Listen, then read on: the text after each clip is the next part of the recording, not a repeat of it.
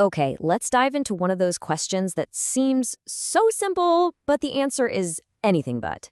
It's something that's probably crossed your mind every time you fly.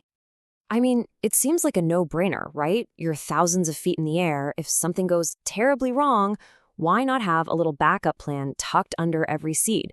It's a totally logical thought to have. Now, the answer you usually get is, oh, it's too expensive, or it would add too much weight.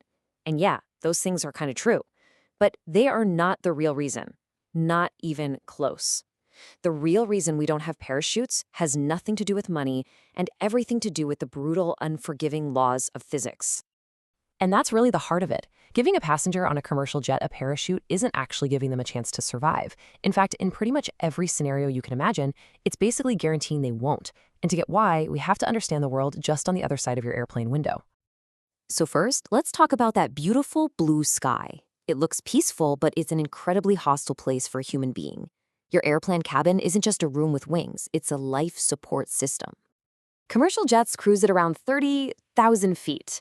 That's nearly 6 miles straight up. And up there, the world just operates by a completely different set of rules than it does down here.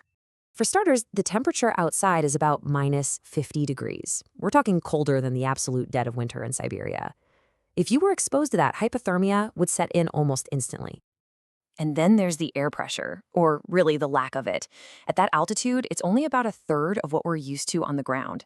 That means there's a massive, massive pressure difference between the cozy inside of the plane and the deadly vacuum outside. And that super thin air means there's almost no oxygen to breathe. This causes something called hypoxia. Here's the critical part. Without an oxygen mask, a person would lose consciousness in under a minute, more like in just a few seconds. Not exactly the best state to be in when you're trying to figure out how to use a parachute, right? So the environment itself is deadly, but let's pretend for a second you had an oxygen tank and a heated suit. Even then, the jump itself is basically impossible. The very act of trying to leave the plane creates a whole new world of problems. You've seen it in the movies, right? The hero fights their way to the emergency exit and yanks the door open.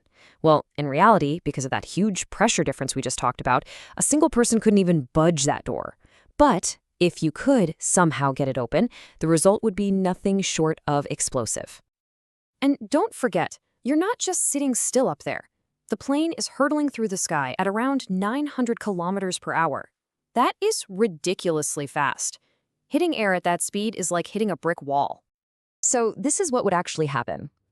The second a door opens, you're not jumping out. You're being violently ejected by the escaping air.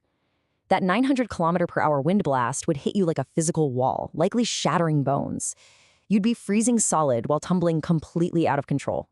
It is just not a survivable way to exit an aircraft. Now you're probably thinking, okay, but surely someone's tried to engineer a way around this. And you are absolutely right. This isn't some new idea. The smartest minds in aviation have tried to crack this problem for decades. Get this, way back in the 1950s, Boeing actually played around with a design for a detachable cabin. The whole thing would just separate and parachute down. And later, during the Cold War, both the US and the Soviets were experimenting with individual escape pods for their bomber pilots. So why don't we have them today? Well, the reasons piled up pretty quick. These systems were mind-bogglingly complex, which meant they added tons of weight and way too many new things that could fail. They were also astronomically expensive. And the real deal breaker? They were dangerously unreliable. All of these failed attempts led the entire aviation industry to a really profound conclusion. The best way to survive a plane crash isn't to figure out how to escape it. It's to stop the plane from ever crashing in the first place. And this really gets to the heart of the philosophical shift.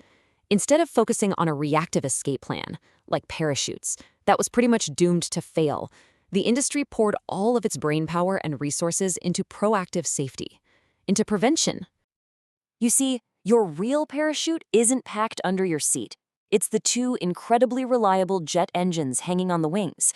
It's the advanced radar system that can see problems from hundreds of miles away. And it's the exhaustive, super strict, almost obsessive maintenance that every single plane goes through. That is the real safety net. And if you take one thing away from this, it should be this. The entire marvel of modern aviation safety is built on this one powerful idea, and it's a system that has made flying, statistically, the safest way to travel long distances in all of human history. So I'll leave you with this question. After hearing all of that, the freezing temperatures, the thin air, the violent speeds, if one day a flight attendant handed you a parachute and said, "Good luck," would you actually have the nerve to take that leap? Let me know what you think.